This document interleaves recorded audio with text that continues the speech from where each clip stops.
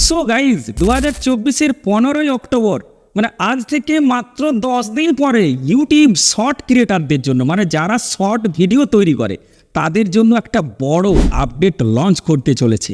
যে আপডেটটা অনেক শর্ট ক্রিয়েটারদের অনেক ভালোও লাগতে পারে আবার খারাপও লাগতে পারে। তাই যাদের ভালো লাগবে তারাও কমেন্ট বক্সে জানিও, আর যাদের খারাপ লাগবে তারাও অবশ্যই কমেন্ট বক্সে জানিও। তো চলো কথা না বাড়িয়ে মেন পয়েন্টে আসি।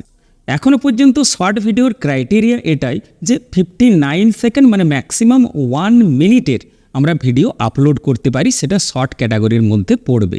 কিন্তু 15ই অক্টোবরের পর থেকে শর্ট ভিডিওর টাইম লেন্থ কিন্তু বেড়ে যাচ্ছে, অর্থাৎ এটা 3 মিনিটের হয়ে যাচ্ছে ম্যাক্সিমাম। তুমি ওখানে 2 মিনিটও ব্যবহার করতে পারো, 2.5 মিনিটও ব্যবহার করতে পারো। এটা হচ্ছে ইউটিউবের ফার্স্ট আপডেট।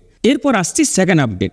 সাধারণত ইউটিউবে যে সমস্ত লং ভিডিওগুলো আমরা আপলোড করি তার রেশিওটা সাধারণত আমরা হরাইজন্টাল ফরম্যাটে তৈরি করি, আর যে সমস্ত শর্ট ভিডিওগুলো আপলোড করি সেগুলো পোর্ট্রেট বা ভার্টিক্যাল ফরম্যাটে থাকে।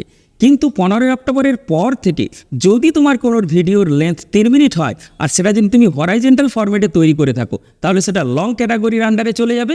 আর যদি ভুল করে তুমি সেটাকে পোর্ট্রেট বা ভার্টিক্যাল ফরম্যাটে তৈরি করে ফেলো তাহলে সেটা কিন্তু শর্ট ক্যাটাগরির মধ্যে চলে যাবে।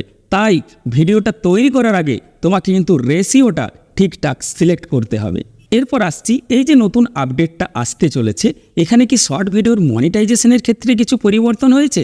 না, মনিটাইজেশন পলিসি যা ছিল অর্থাৎ 1000 সাবস্ক্রাইবার এবং 90 দিনের মধ্যে 10 মিলিয়ন ভিউজ, এটা কিন্তু সেম টু সেম আছে, অর্থাৎ মনিটাইজেশন ক্রাইটেরিয়াতে কোনো পরিবর্তন হয়নি। অনেকেই হয়তো ভাবছো যে শর্ট ভিডিওটা 3 মিনিট লেন্থ হয়ে যাওয়ার পর আর হয়তো ভিউজ কাউন্ট হবে না, ওয়াচ টাইম কাউন্ট হবে। এটাও কিন্তু তোমাদের ভুল ধারণা, কারণ শর্ট ভিডিওতে যা সিস্টেম ছিল অর্থাৎ শুধুমাত্র ভিউজটাই কাউন্ট হবে, এখান থেকে কোনো ওয়াচ টাইম কাউন্ট হবে না। এখানে আর্নিং সিস্টেম যা ছিল তাই আছে, এখানে কোনো পরিবর্তন ইউটিউব নিয়ে আসেনি। এরপর আসছে একটা গুরুত্বপূর্ণ পয়েন্টে। আমরা যে সমস্ত 60 সেকেন্ডের শর্টগুলো আপলোড করতাম সেখানে যে ব্যাকগ্রাউন্ড মিউজিক ইউজ করতাম সেটা সম্পূর্ণভাবে কপিরাইট ফ্রি ছিল, সেটা যে কোনো কোম্পানির মিউজিক তুমি ইউজ করো না কেন। 15ই অক্টোবরের পর থেকে যারা ম্যাক্সিমাম 3 মিনিটের উপর শর্ট ভিডিও তৈরি করবে সেখানে কিন্তু কপিরাইট ফ্রি মিউজিকে ইউজ করতে হবে। যদি কপিরাইট ফ্রি মিউজিক তুমি ইউজ না করো তাহলে তোমার ভিডিওতে কপিরাইট ক্লেমও পড়তে পারে, এছাড়াও ইউটিউব তোমার ভিডিওটাকে ব্লক করে দিতে পারে।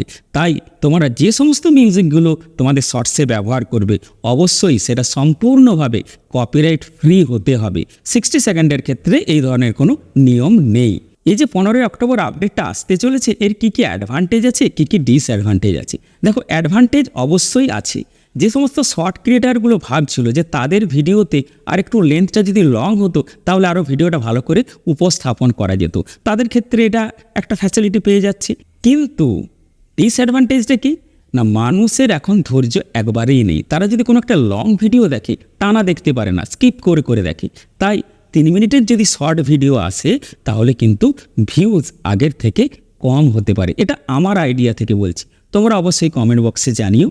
তো এই আপডেটের মেন পয়েন্টগুলো আমরা কি জানলাম? ফার্স্ট পয়েন্টটা হচ্ছে কি 60 সেকেন্ড থেকে শর্ট ভিডিওর লেন্থ 3 মিনিট করা হচ্ছে। সেকেন্ড পয়েন্ট কি মনিটাইজেশন রুলস যা ছিল তাই আছে।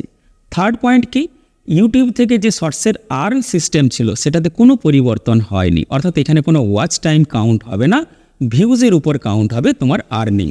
ফোর্থ পয়েন্ট হলো যদি কোনো 3 মিনিটের ভিডিও ভার্টিক্যাল ফরম্যাটে আপলোড করো তাহলে সেটা শর্ট ক্যাটাগরিতে যাবে, আর যদি হরাইজন্টাল ফরম্যাটে আপলোড করো তাহলে সেটা লং ক্যাটাগরিতে যাবে। ফিফথ পয়েন্ট, আগে 60 সেকেন্ডের শর্টে যে কোনো ধরনের মিউজিক কপিরাইট ফ্রি ছিল, কিন্তু এই আপডেটের পর থেকে 3 মিনিটের শর্টসে কপিরাইট ফ্রি মিউজিক হতে হবে, না হলে কিন্তু কপিরাইট ক্লেম পড়তে পারে এবং তোমার ভিডিওটা ব্লক হতে পারে। তো এই আপডেটটা কাদের ভালো লাগলো বা কাদের খারাপ লাগলো অবশ্যই কমেন্ট বক্সে জানিও। দেখা হচ্ছে নেক্সট ভিডিওতে।